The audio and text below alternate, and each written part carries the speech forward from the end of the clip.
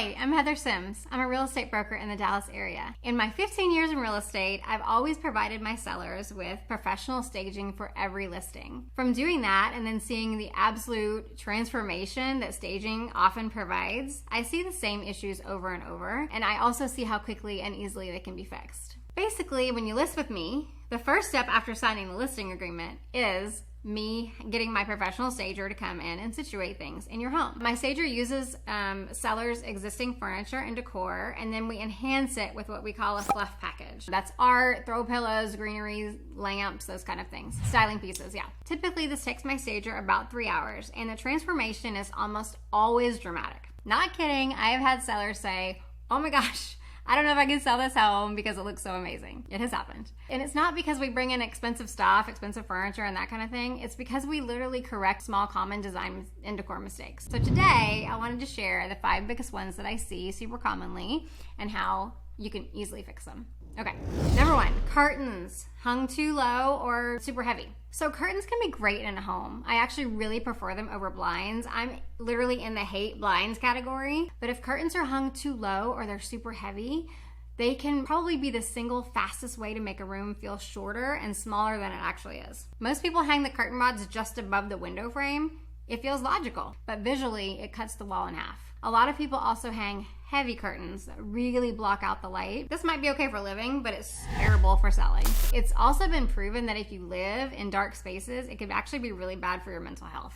We need light. We need vitamin D. We need all those things to be happy humans, right? Anyway, bottom line on curtains, raise the curtain rods much closer to the ceiling and extend them wider than the window. This does 2 things. It makes the ceiling look taller, and it makes the windows look larger. And if you want dark curtains so you can watch TV and feel cozy, I love that feeling too. It's totally fine, but I promise you, the space will feel so much better if those curtains can be fully opened to let in that much needed light when you're not trying to cozy up and watch TV. Suddenly the whole room will feel more open, more light, more bright, and definitely more upscale.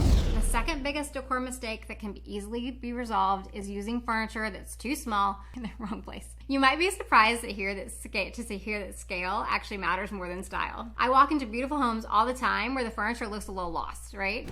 Small sofa in a big living room, tiny rug, little coffee table floating in the middle of the room. It makes the space feel awkward and underwhelming even if the pieces themselves are really nice. Now, when we stage, we usually don't replace furniture. We just reposition it and anchor it properly. And I say we, and I really mean my stager, but I help sometimes. But anyway, for example, rugs should be large enough that at least the front legs of the sofa and chairs sit on them. Ideally, all the major seating pieces connect to the rug. In bedrooms, rugs should extend beyond the sides of your bed so your feet land on something soft when you get in and out of bed. Sometimes just rotating a sofa, pulling furniture away from walls slightly, which is called floating, or adding one substantial piece makes the room feel intentional instead of sparse. Bottom line is that you don't necessarily need more furniture. You need like the right proportions and the best placement of what you already have.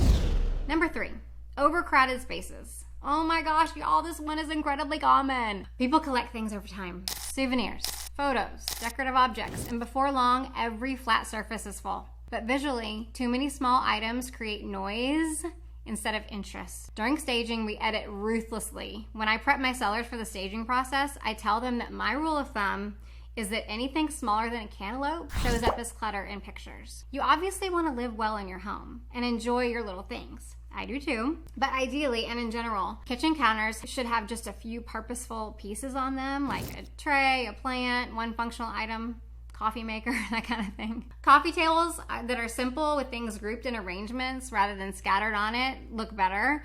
Nightstands get breathing room with nothing but the essentials out and visible. The goal with clearing off a surface is definitely not to make a home feel empty. It's just to make it feel calm. A useful rule is what I call the visual pause, which means that our eyes do need somewhere to rest, and we do too ourselves, right? And one more thing to note is that interestingly, once spaces are simplified, the items that remain actually stand out more. So those core important things that are more obvious and show more of you stand out more. Number 4 is so key, bad lighting. I talk about lighting all the time in these videos. Lighting is like the most underestimated design element. Many homes rely entirely on overhead lighting, which can be harsh and flat and unflattering. When we stage, one of the first things we add is lamps. It's so simple. Floor lamps, bedside lamps, table lamps. For a living, this is important too.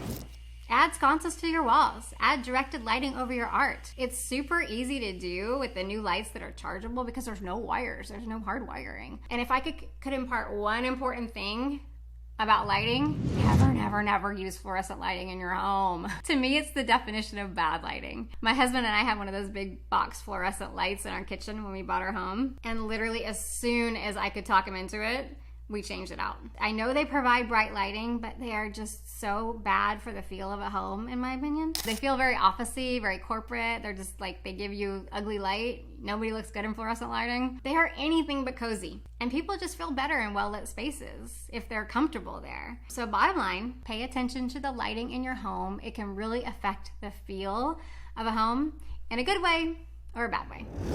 Number 5, it's ignoring like cohesion from room to room. Every room does not need to match, of course. It actually shouldn't, but a home should feel connected from one space to the next. Sometimes homes feel disjointed because each space has completely different color palette or style. One room is cool gray, the next room is warm beige, then a bold accent color appears with no relationship to anything else. Now when we're staging, we're looking at the home as a whole. We repeat colors, materials, or tones subtly from room to room through the pillows, artwork, greenery, accessories that we bring in. This creates really good flow.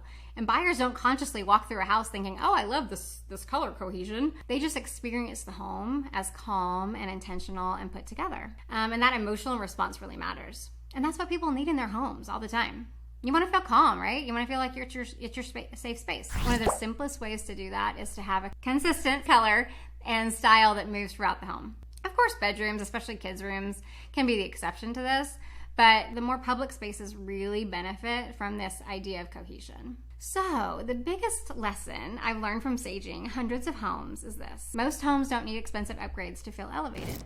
They need editing. They need a little better scale. They need some better furniture placement. They need better lighting. They need thoughtful styling. And the amazing part is that my stager can typically correct these issues in about 3 hours using mostly the homeowner's own items, arranged differently and enhanced with a few strategic pieces. So if your home feels a little bit off, it probably isn't because you don't have nice things, right? It's probably just a few handful of little fixable details.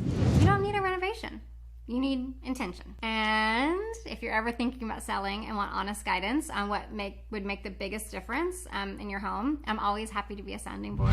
Thanks for watching this video as always, and I'd love to hear from you if you've made any small design changes in your own home that have made a really big impact. So leave that in the comments, subscribe if you haven't already, and I hope to see you next week in another video too. Thank you for watching. Bye-bye.